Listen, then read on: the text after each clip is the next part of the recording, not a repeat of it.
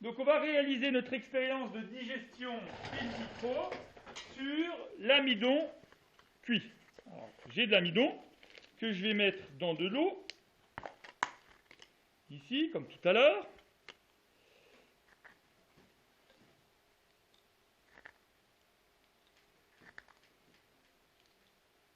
Voilà. Pour le cuire, je vais ajouter quoi?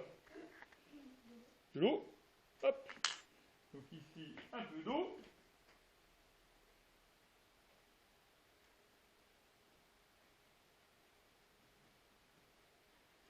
Voilà.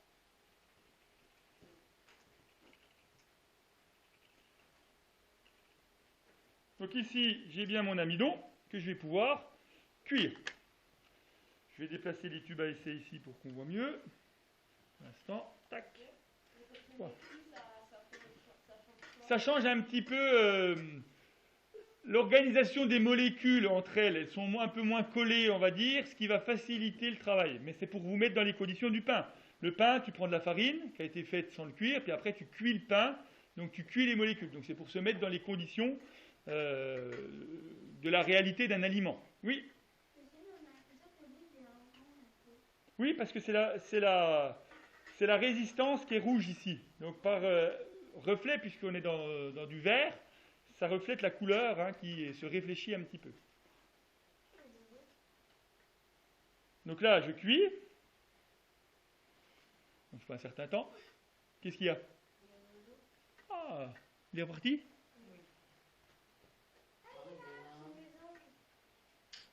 Voilà, c'est le but, c'était de pouvoir observer la nature pas loin de la salle de sciences. Eh bien, ça marche. Tout ça grâce à Mélodie. Pas que. Je crois que tu as participé un petit peu aussi.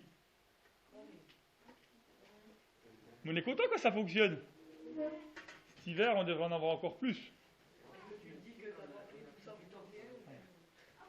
On a mis du temps en plus, hein. Ah oui, il y avait Maël, il y avait Benjamin en plus.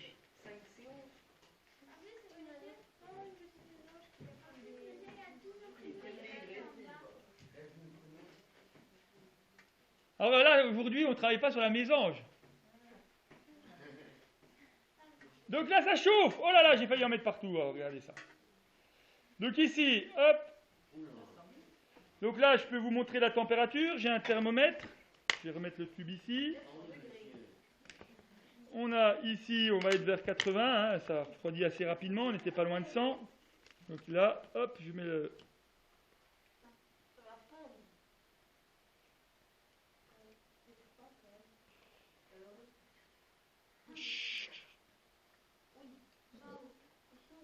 Voilà, donc là... Il y a des questions très pertinentes, dis donc. Voilà, donc ici, on a à peu près 72 degrés. Donc je vais répartir le contenu à égale quantité, à peu près égale quantité dans deux tubes. Alors je vais y mettre tout hein, pour refroidir un petit peu, puis bien mélanger. Hop. Je fais une fois comme ça. Alors pour que l'expérience se passe correctement, voilà. Il faut que la température du contenu soit inférieure à 50 degrés Celsius. Parce que je vais ajouter la salive. Est-ce que la salive, elle fonctionne à 50 degrés Celsius? Donc là, hop. Voilà. J'ai à peu près la même quantité dans les deux tubes. Donc là, je vais le passer un petit coup sous le robinet.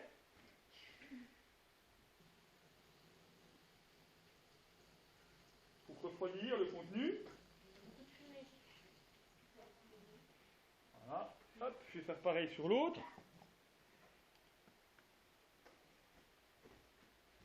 Et il faut qu'on ait une température inférieure à 50. 45, entre 40 et 45, c'est l'idéal. Voilà.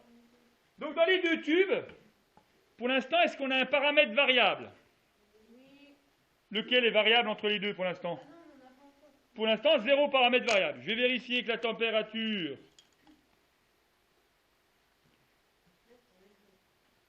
Hop, pardon, je me cache. Donc là, on est encore un petit peu chaud, mais on n'est pas loin du dessous de 50. Donc ça commence à être pas trop mal. Il faut qu'on soit en dessous de 50. Ici. Là, on est à 45. Voilà. Donc ça va aller. Le temps qu'on finisse, ça peut se refroidir suffisamment. Hop, je vais ajouter un petit coup pour échanger la chaleur.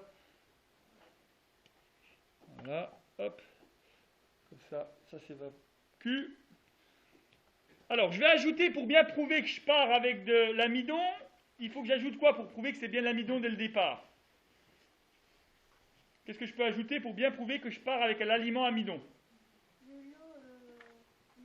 De l'eau iodée, le test du Lugol. Hop, j'ajoute. Donc là, j'ai bien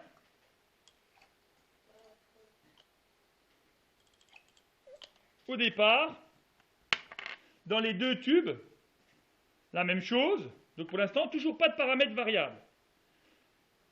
On cherche à prouver que qui fait quoi. Oui. Lequel va changer. Oui, mais c'est qui fait quoi? Je ne réponds pas à ma question. On cherche à prouver que quoi agit sur l'amidon? La salive.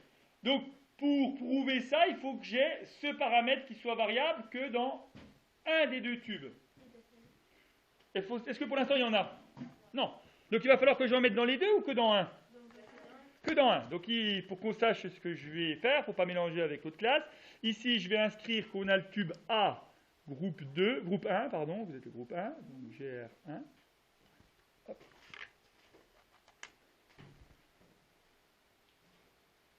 Avec la chaleur, il ne va pas marcher.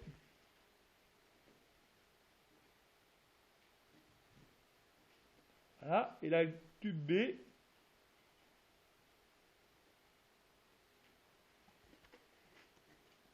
Je prends un marqueur un peu plus gros. Et toujours GR1. Voilà, donc j'ai mon tube A, j'ai mon tube B, je sais à qui c'est. Donc je vais aller mettre dans le tube B de la salive. Est-ce que ça va agir en une fraction de seconde? Non, la digestion, c'est un phénomène qui prend un certain temps.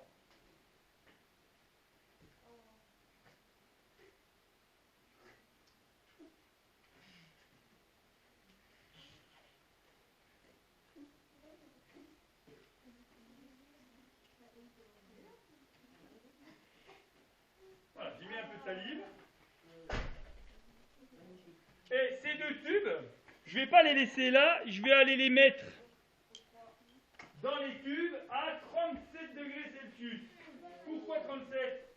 Parce que c'est la chaleur en moyenne du corps.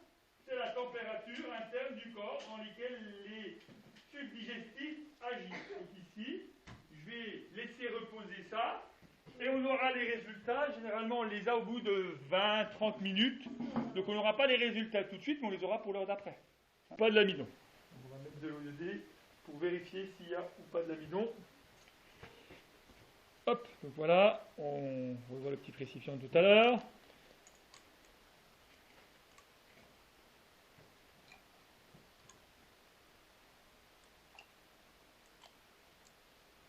Voilà, celui-là encore.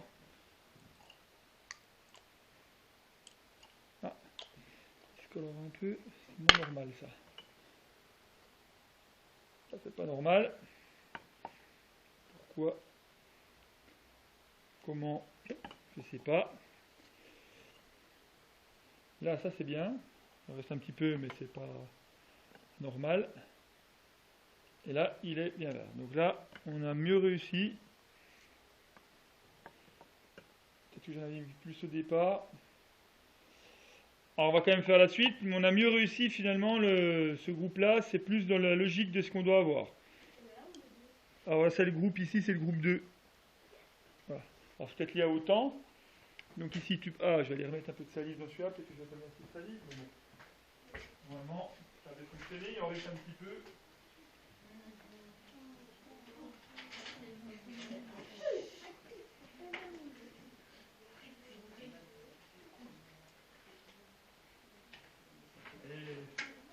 Oui, il reste pas grand chose, regardez, déjà en une fraction de seconde, là, ça s'est déjà éclairci. C'est qu'il devait y avoir au fond, simplement. Là, ça s'est déjà éclairci, donc là, je suis sûr que ça va fonctionner par la suite. On va laisser le temps agir un petit peu la salive. Donc, on va d'abord tester celui-là, et puis après, on fera la même chose ici. Donc, si je reprends le document que vous avez ici, on va pouvoir colorier les résultats en prenant cet exemple-là, en prenant ces deux tubes-là. C'est-à-dire que dans le tube A, ici, c'est toujours violet, alors que dans le tube B, c'est devenu, on va dire, incolore. Vous laissez blanc, vous mettez crème, si vous avez une couleur un peu comme celle-là, vous pouvez le mettre.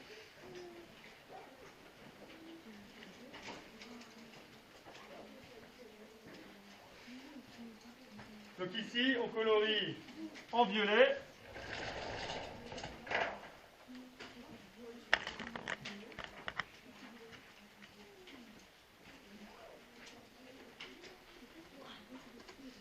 Et ici, c'est incolore. Bon, si on met beaucoup d'eau iodée, ça va devenir jaune, mais ce n'est pas le but là. Donc décrire, on a vu tout à l'heure, décrire, c'est dire ce qu'on voit. Qui peut me décrire les deux tubes? Retourne-toi! Oui, mais tu recherches en regardant ce qui se passe derrière. Donc que tu aies quelque chose dans ton sac, peut-être, mais que tu regardes ce qui se passe derrière, non, je ne suis pas d'accord. Qui peut me décrire les deux tubes? C'est tout simple, décrire, c'est dire ce qu'on voit. Oui? Là, incolore. Oui.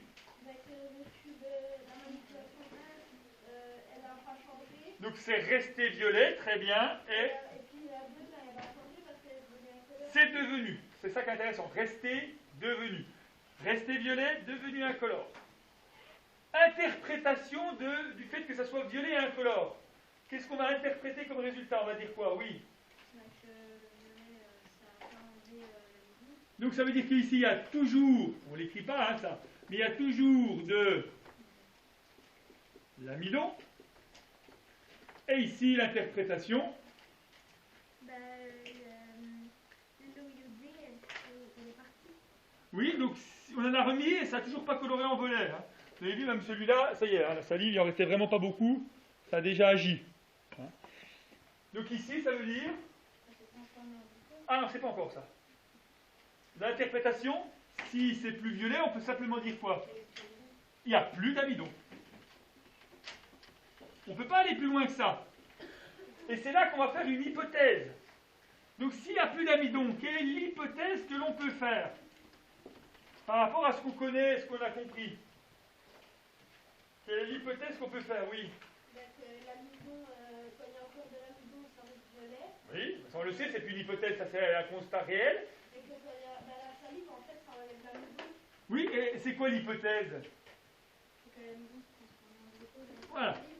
L'amidon, l'hypothèse, c'est que l'amidon s'est transformé en glucose par l'action de qui? De la salive. Comment on va le prouver, ça? Oui. En faisant une expérience. Très bien. Qu'est-ce qu'on va faire dans cette nouvelle expérience? Oui? Non, puisque ça va arriver à ça si on fait pareil. Qu'est-ce que je fais dans la nouvelle expérience pour bien prouver que c'est devenu du glucose? Oui. Oui, mais alors si je refais avec du glucose, moi ce que je veux comprendre, c'est que l'amidon est transformé en glucose par la salive. Comment je peux prouver que c'est bien de l'amidon, du glucose là-dedans, pardon? Oui? Parce qu'il faudrait faire évaporer. Non. Pourquoi mettre un liquide dedans? Pourquoi pas, mais il faut m'expliquer pourquoi, c'est bien. C'est un peu ça. C'est pas loin, hein? Oui?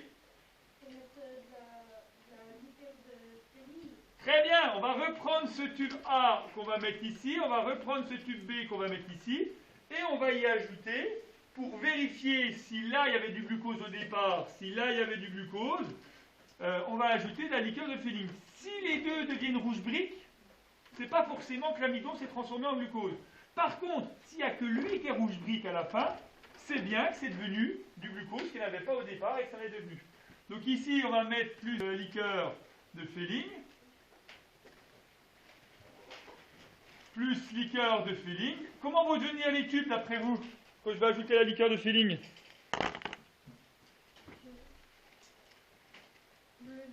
bleu. Là, le violet, il est déjà là. Quand j'ajoute la liqueur de Fehling, ça va devenir ici.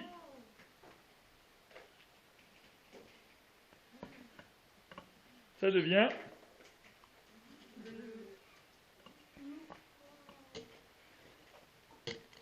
Alors pour l'instant, est-ce qu'on a une information là directement quand on met la liqueur? Pourquoi j'ai pas une information directe? Retourne-toi! Là, les 3 garçons de derrière, mais plutôt les 2, plus toi qui parles, ça me fait beaucoup là. Stop! Comme je l'ai dit la dernière fois, procédure d'investissement, je mets un mode autocarnet et t'es potentiellement collé à mercredi après-midi. C'est bon? C'est compris? Alors, est-ce que j'ai une information Y comme étant la liqueur de Fehling? Qu'est-ce qu'il faut que je fasse? Oui? Allez. Donc là, je reprends l'appareil. On va chauffer. Oui? Oh, je ne sais pas exactement, mais je pense vers 400 degrés, une résistance comme ça.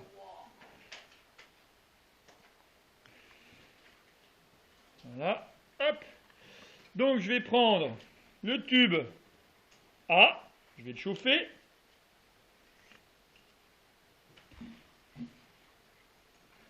Il faut le temps que l'appareil chauffe. Hein.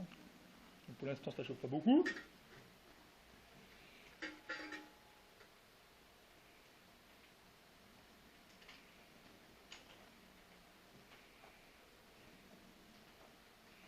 Oui, pardon. C'était le premier, c'était le violet. C'est le tube A qui était violet. Et on a mis de la liqueur de Fehling pour voir s'il n'y avait pas du glucose. Normalement, est-ce qu'il devrait y en avoir dedans?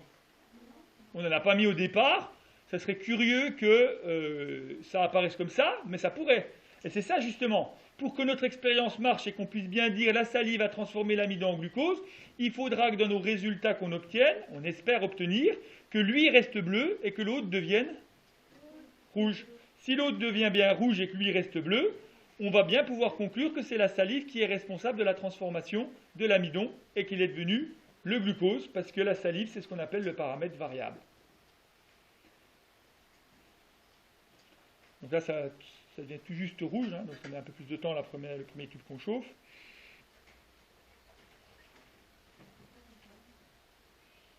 Alors vous avez vu hein, l'autre tube de tout à l'heure?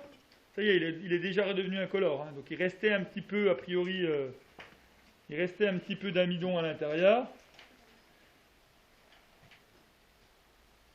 Mais ça y est, c'est résolu.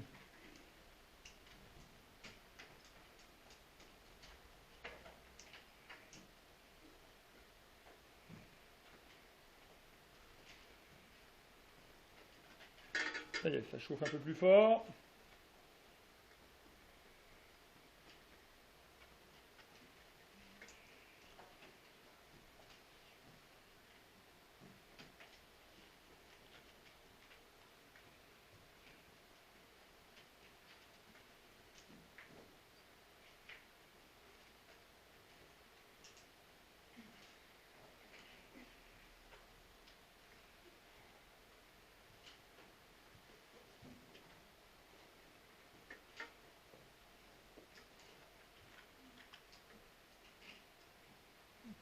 Alors, je vais vous remettre après hein, les couleurs qu'on comprenne pour pouvoir faire l'exercice.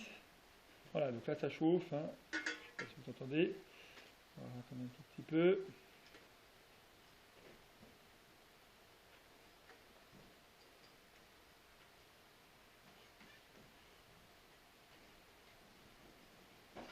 Voilà, donc là c'est bien resté bleu.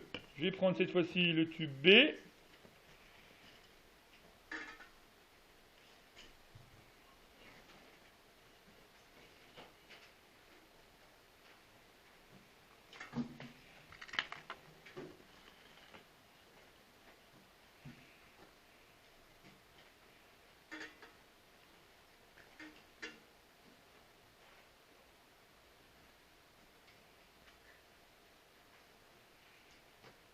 Ça commence à changer de couleur.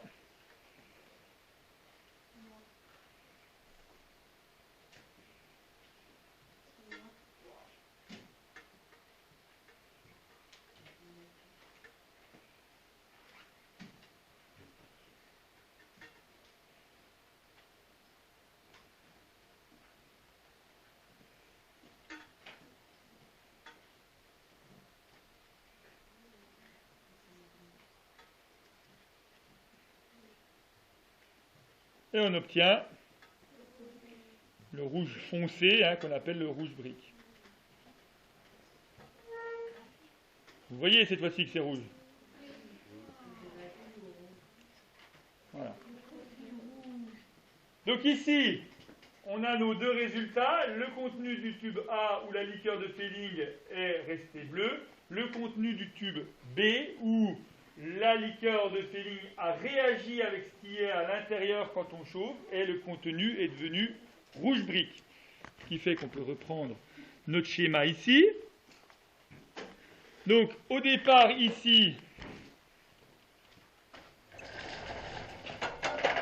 c'est bleu. Au départ ici, c'est bleu quand on ajoute la liqueur de Fehling.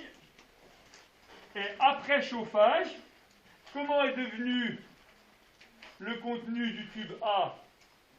Il est resté bleu. Comment est devenu le contenu du tube B? Oui, il est devenu rouge brique. Dans cette expérience, quel est le paramètre variable? Puisque j'ai écrit 2 fois liqueur de Fehling, c'est quoi le paramètre variable? C'est que les tubes, ils ne pas la même chose. Oui, mais alors c'est quoi le paramètre variable finalement? Oui, c'est toujours la salive, puisqu'on reprend le même concept de là. Donc là, on a toujours le même ossature avec la salive qui est toujours le paramètre variable. Vous allez pouvoir, maintenant que vous avez compris ce que c'est que d'écrire, interpréter, vous allez pouvoir me faire la description et l'interprétation. Et on corrige juste après, et on fait la conclusion.